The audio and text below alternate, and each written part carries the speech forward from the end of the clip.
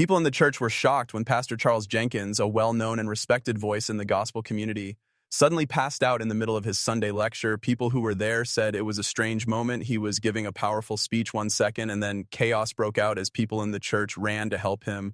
A whole town is still reeling from what happened behind those pulpit doors. And tonight, we're going to find out everything from the scary details of his fall to the most recent news about his health and the secrets behind that amazing moment. Stay tuned, because what we found might make you speechless. Pastor Charles Jenkins's family, friends, and followers are still shocked by the shocking moment he passed out during a powerful lecture. The event didn't just make his audience panic right away. Many people are now asking the same question on social media, making it a popular subject. What did Pastor Jenkins really do that morning? We're going to talk about everything you need to know in this film. We'll talk about what happened before the collapse, what people inside the church said, how the emergency reaction went, and the latest news from medical professionals. That's not all, though. We'll also talk about Pastor Jenkins's amazing career, how he changed the church community, and the problems that may have led to this health scare. There are some things we found that will shock you, and what's going to happen next is even stranger than you think. You should watch this movie all the way through, because the truth is more important than what the news says. On this Sunday morning in Chicago, things began like any other at Fellowship Missionary Baptist Church. There were many people worshiping in the church. After an electrifying praise session led by the choir, Pastor Charles Jenkins took the pulpit with the same level of energy that his audience had come to expect from him.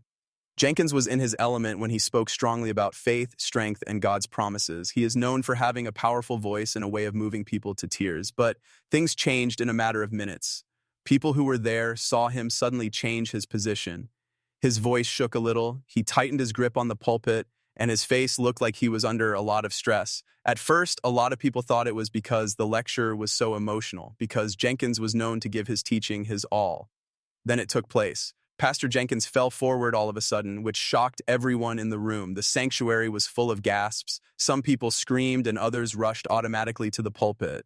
As church leaders rushed to help, the choir stopped in the middle of a note. It turned into a scene of chaos and fear during what was supposed to be a joyful prayer service. After the fact, people who were there said it felt like time had stopped and the moment was unreal. One woman told reporters, "We thought he had just passed out, but the way people were reacting made us realize it was more serious." Another member said, "We were all crying out loud and begging God to keep him alive." While ushers tried to stay calm, several medically trained members of the congregation rushed to his side and checked his pulse, trying to keep him stable until help arrived. Within minutes, paramedics rolled a stretcher into the chapel as the congregation, many of whom were crying, gathered to pray. The scene broke my heart. As the congregation watched their beloved preacher be taken out on a stretcher, they rushed to the intensive care unit, ICU, for immediate medical care. In this part of the story, things get even stranger, because what happened next made us wonder more than it answered. As paramedics rushed Pastor Jenkins out of the church, the sanctuary, which had been full of worship and joy, fell into a heavy silence. Only sobs and whispered prayers broke the quiet for many people. People from the church spilled out onto the streets, where they held hands, formed prayer circles, and begged him to stay alive. Some people were so shocked that they couldn't even think about what had happened. Others clung to their phones and called their loved ones frantically, trying to explain what was going on. As fast as the ambulance could go, those who were left behind had to wait. It felt like hours, not minutes. Medical staff in the ICU worked quickly to stabilize Pastor Jenkins. According to people who knew about the situation, he was quickly put under close observation and given a number of tests to find out what caused him to collapse. Doctors apparently ruled out a number of possibilities, but they didn't say much else, which led to more rumors and worry among church members and fans. At the same time, news of what happened started to spread on social media. Within an hour, words like "pray for Pastor Jenkins" and "keep the faith" were used in a lot of posts on Twitter, Facebook, and Instagram. Videos taken by shocked churchgoers inside the building and posted online show the frantic moments after he fell.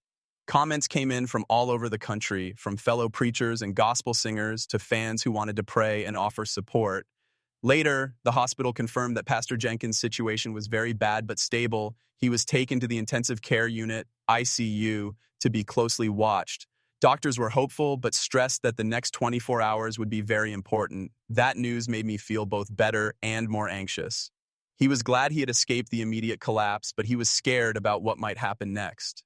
Behind the scenes, leaders of the church met in emergency sessions to write statements for the audience. Their message was clear: don't believe gossip or speculation, instead stay together in prayer. But questions kept oming up. What had caused the building to fall? Were they tired, stressed, had a health problem, or something even scarier? Now, though, the story gets even more interesting. As doctors worked around the clock and prayers poured in, more information about what might have caused this shocking health worry started to come out. What we found may also surprise you. As soon as Pastor Jenkins fell, rumors started to spread almost right away. For many, it wasn't just what was said from the church.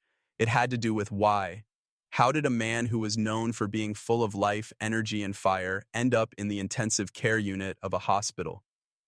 To answer that, we need to look at the stresses, duties, and way of life that come with being a well-known spiritual leader. Let's start with stress.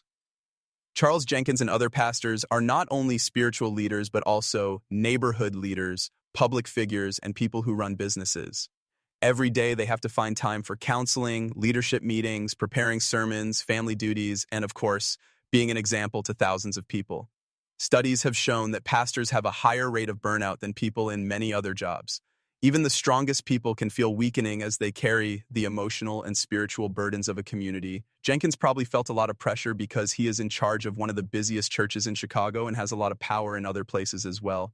Then there's the damage to your body. Jenkins is known for having a lively stage demeanor, but looks can be deceiving.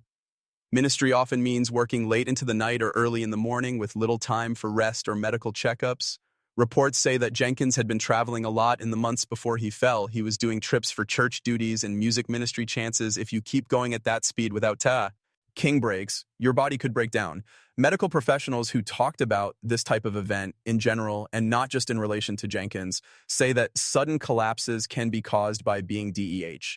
Insiders close to the church revealed that Pastor Jenkins had been experiencing exhaustion in recent weeks, but brushed it aside to continue serving. He reportedly pushed himself to keep up with church events, music commitments, and family responsibilities without taking the necessary downtime.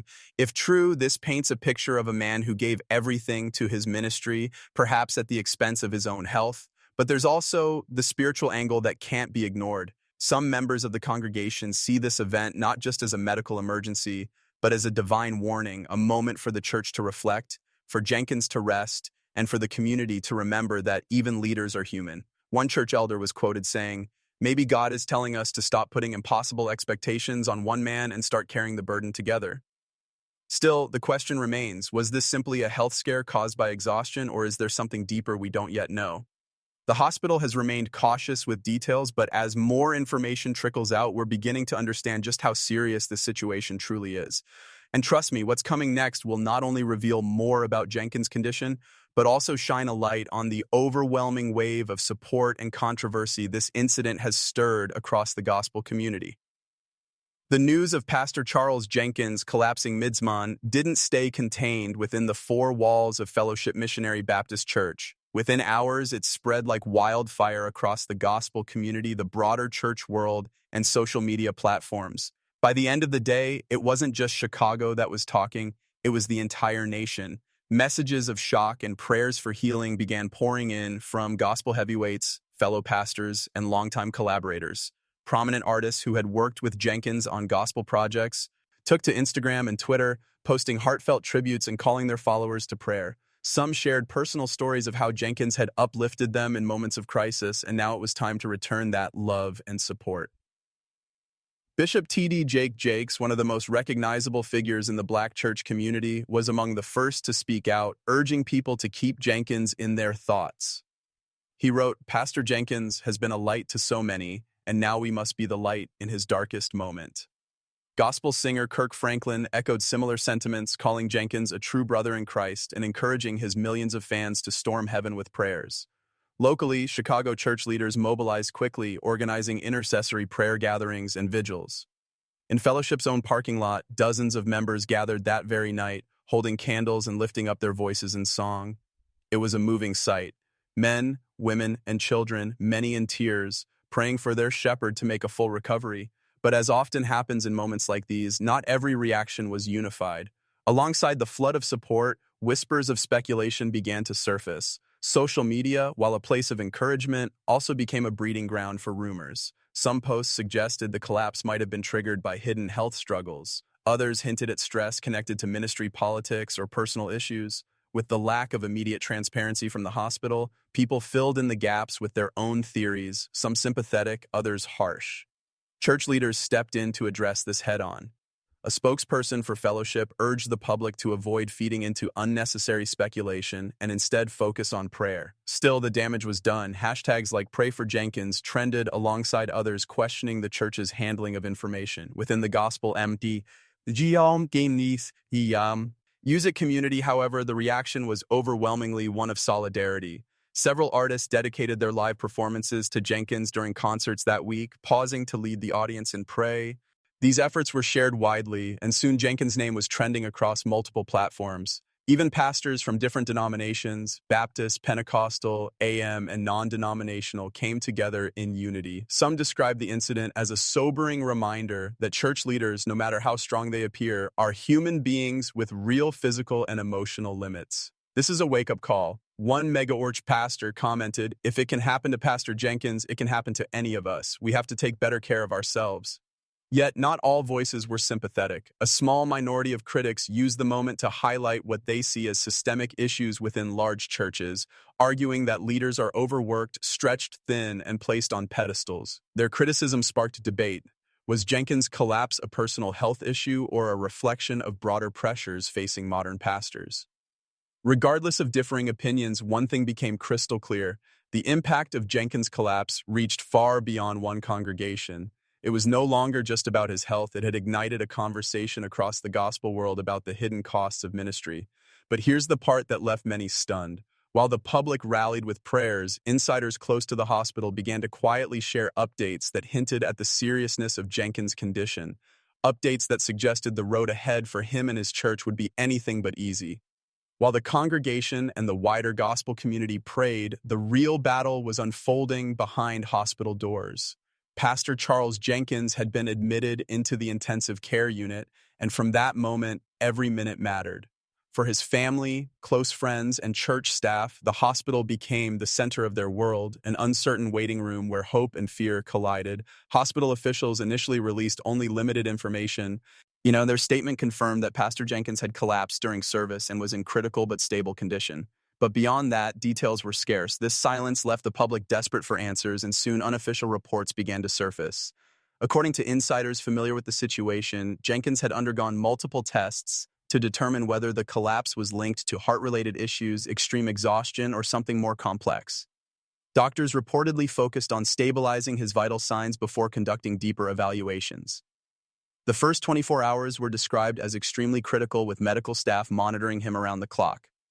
Family members maintained a quiet presence, declining to speak publicly, but those close to them said they were leaning heavily on faith and the outpouring of community support. His wife, reportedly at his bedside the entire time, was described as both devastated and determined, asking for privacy while encouraging people to continue praying. Members of the church leadership, meanwhile, took turns visiting the hospital while also working tirelessly to keep the congregation informed without creating panic.